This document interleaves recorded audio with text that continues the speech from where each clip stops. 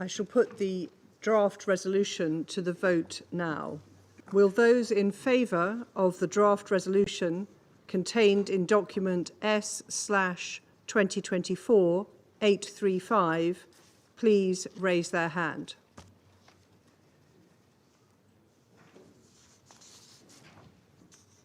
Those against?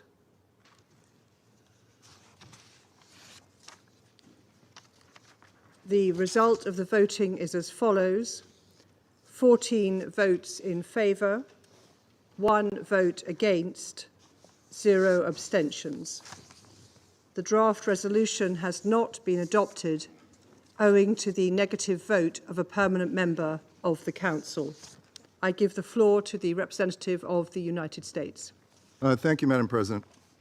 Colleagues, the United States deeply regrets this Council finds itself here again. The United States worked for weeks in good faith to avoid this outcome. We made clear throughout negotiations we could not support an unconditional ceasefire that failed to release the hostages.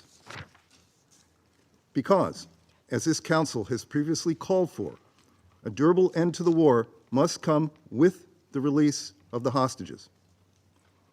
These two urgent goals are inextricably linked. This resolution abandoned that necessity, and for that reason, the United States could not support it.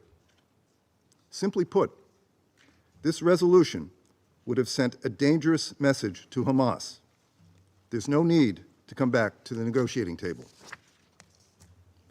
Hamas would have seen it as a vindication of its cynical strategy to hope and pray the international community forgets about the fate of more than 100 hostages for more than 20 member states who have been held for 410 days. We must not let that happen, ever. Let me say this clearly.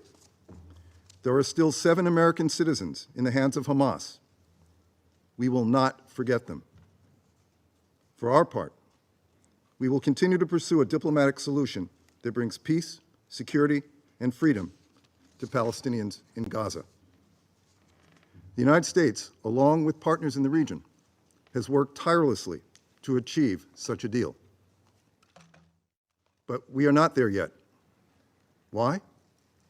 Because Hamas has rejected deal after deal after deal. And yet, some members of this Council, in their public statements, ignore the callous intransigence of Hamas and indeed refuse to condemn Hamas, which I'll note this resolution failed to do, again. Some members of this Council don't seem to want to confront the reality that today, it is not Israel standing in the way of a ceasefire and hostage deal. It is Hamas. Israel has said it is prepared to have a temporary ceasefire in exchange for the release of a few hostages, and then build on that to bring each and every hostage home. Colleagues, the messages we send to the world through these resolutions, they matter. And this resolution had several other problems. Among the most glaring, I've already mentioned the failure to condemn Hamas for its October 7 terrorist attack. It's inexplicable that more than 13 months since that day, some members of this Council are missing the plot, that they refuse to acknowledge it is Hamas that instigated this conflict. It is Hamas that has put millions of Palestinian civilians in harm's way and has brought the region to the precipice of a broader war. Colleagues, we've been clear that it is time for this war to end, for the hostages to be released, and for Palestinian civilians to begin rebuilding their lives. More immediately, the United States has been explicitly clear to Israel that it has a responsibility to facilitate humanitarian access and the delivery of aid at scale. We believe the process of laying out the terms of what we expect from Israel in a very detailed way has generated a change in Israel's approach. American diplomacy will continue to press for more aid in and throughout Gaza, which requires a sustained, expanded implementation of urgent steps to improve conditions on the ground. We regret that the Council could have incorporated compromise language the UK put forward to bridge the existing gaps and support these humanitarian steps. With that language, this resolution should have been adopted, and the Council would have reinforced ongoing diplomatic efforts on the ground. Indeed, we also put forward many formulations over the past few weeks that could have bridged the gaps and seen this Council speak with one voice. Despite these proposals from the United States throughout this process, many on this Council did not engage seriously on their merits and rather continued to seek a path of discord. In fact, we heard that some desired a U.S. veto rather than of a consensus product.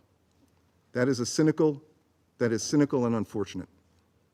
Colleagues, this is not how this process should work.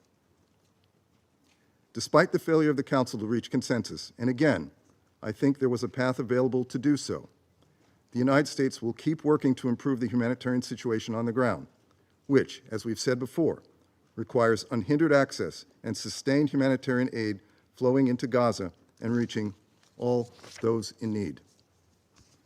Colleagues, in closing, let me just note that the United States has taken a very clear position since this war began, which is that Israel had a right to defend itself after the worst slaughter of Jews since the Holocaust. The United States also, over the course of the past year, has done more than any other country to take tangible steps to improve the humanitarian conditions in Gaza, even as the situation remains dire. We have also done more than anyone to work with the government of Israel in an effort to minimize civilian harm over the course of the conflict, and we continue to emphasize to Israel that more must be done to save lives. The United States also continued to work with regional partners to support a revitalized Palestinian Authority that can assume responsibility for governing Gaza and the West Bank. We've encouraged regional integration efforts that would strengthen regional stability and marginalize sources of instability. And we've never wavered in our support for a two-state solution. It's vital that we end this war in a way that charts a path forward in the post-conflict period that provides governance, security, and reconstruction in Gaza and restores dignity for civilians caught in the middle of a war they did not want.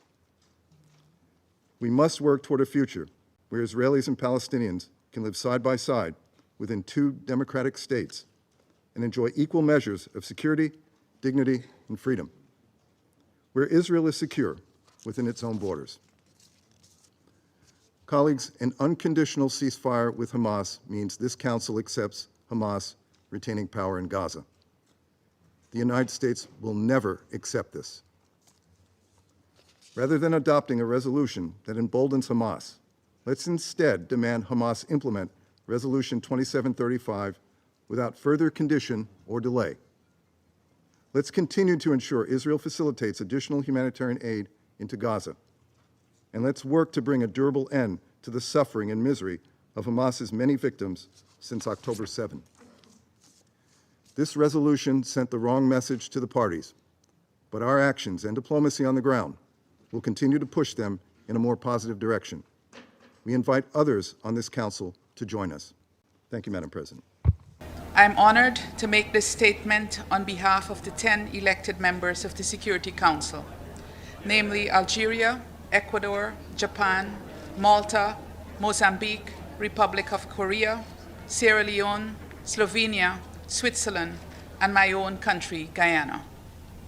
Today, a resolution drafted by the E10 member states was tabled for adoption by the Security Council to address the catastrophic humanitarian situation in the Gaza Strip. The resolution was developed over a 5-week period, during which the E10 demonstrated great flexibility to reach consensus in the Council. At the time that the decision was taken to develop this draft, 4 months had elapsed since the passage of Resolution 2735. We had all supported 2735 with the expectation that a ceasefire deal would have been agreed and implemented swiftly. Therefore, in the context of a rapidly increasing death toll and widespread injury, destruction, and forced displacement in the Gaza Strip, we, the E10, concluded that any new resolution by the Council should go further than the last 4 resolutions in relation to the conflict in Gaza. Importantly, our delegations acknowledged the significance of unequivocally demanding an immediate, unconditional, and permanent ceasefire, while also reiterating the demand for the immediate and unconditional release of all hostages. We are therefore deeply disappointed that the text was not adopted. Notwithstanding the non-adoption of the draft resolution that we put forward, the E10 is using this platform today to underscore 3 key messages. First, the war in Gaza must end immediately, unconditionally, and permanently, and all remaining hostages must be immediately and unconditionally released. Second, there must be full, rapid, safe, and unhindered entry of humanitarian assistance at scale to and throughout the Gaza Strip, so that Palestinian civilians can secure the relief they urgently need. In this regard, we also stress that UNRWA is the backbone of the humanitarian response in Gaza, and we call on all parties to enable the agency to carry out its vital mandate. Third, the parties must abide by their obligations under international law, including international humanitarian law and international human rights law, particularly with regard to the protection of civilians and civilian infrastructure, the treatment of detainees, and the delivery of humanitarian aid. Our collective efforts to end the hostilities will not stop. Once more, the E10 is underscoring to the international community, and more importantly, to the hundreds of thousands of innocent civilians who continue to bear the cost of these hostilities, as well as those still held hostage and their loved ones, that we are deeply conscious that the Security Council bears the primary responsibility for the maintenance of international peace. We are deeply committed to this responsibility and will continue our best efforts to try to facilitate Council unity on this critical matter. Too many lives have already been lost. I thank you. Ambassador, 徐德志 with China Central Television. Now it's the 5th time that U.S. vetoed the draft resolution calling for ceasefire. What now? What are we going to have in the Security Council? What is the way out? Thank you. We will continue our efforts. Thank you. Do you think Israel is committing genocide in Gaza? You can decide. The UN Security Council vote this morning, your allies, France, which has hostages held in Gaza, and the UK both said the resolution firmly calls for the release of hostages. And to most people reading it, there's little difference between this language and what you abstained on in March. So why did the US feel the need to block the resolution at this time? So it's a good question. The resolution does call for the release of hostages. What it doesn't do is link the release of hostages to an immediate unconditional ceasefire. And we have made clear throughout this process that we cannot support a resolution that calls for an unconditional, immediate ceasefire and delinks it from the release of hostages.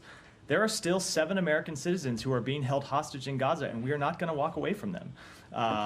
And so we worked in good faith for several weeks to try to get to yes on this resolution, to try to get to a resolution that we can vote for. As you know, we have voted for a resolution in the Security Council resolution already this year that called for a ceasefire, but it called for a ceasefire with the release of hostages. And that is our position. We firmly believe in it because we want to see those hostages come home.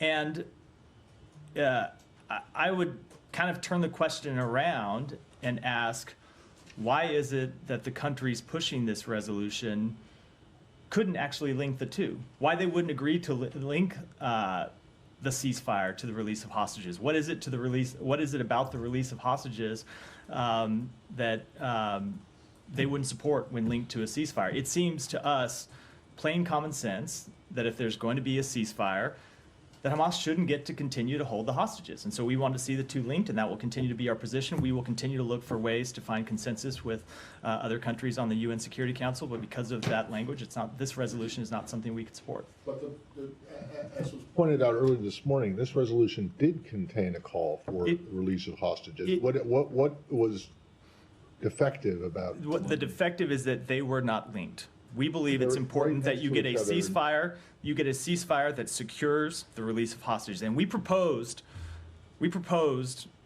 a number of different formulations that would link the two, and that would call for a ceasefire that includes the release of hostages. And I don't understand. Hold on. Let me just say, I don't understand what could be objectionable about that language. Well, right. Well, no, but I guess the point is that other people don't understand what could be objectionable about the language that you just vetoed. What is objectionable to us is that it calls for Israel an immediate ceasefire and the immediate release. It calls of for an immediate ceasefire, and we don't think that Hamas. Because let's be clear about when people talk about an immediate ceasefire, what they mean is they mean for Israel to immediately stop fighting. You think Hamas is going to respect a UN Security Council resolution calling for the release of hostages? No, we don't think they are at all. So we think that if you're going to see,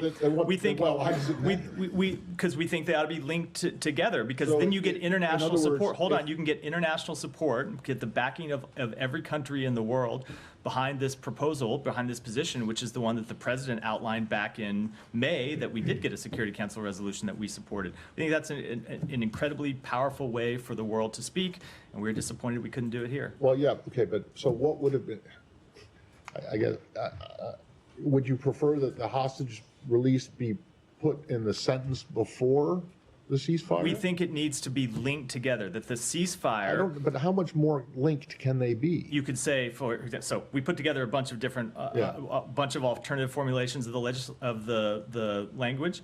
I'll just give you one here: a ceasefire that secures the release of hostages. A ceasefire and you proposed that language, and people maybe not that exact language. We proposed a number of different formulations of the language that were not accepted, and I, for the life of me, can't understand why they weren't accepted if the parties backing the resolution really wanted to get to something that could pass the Security Council.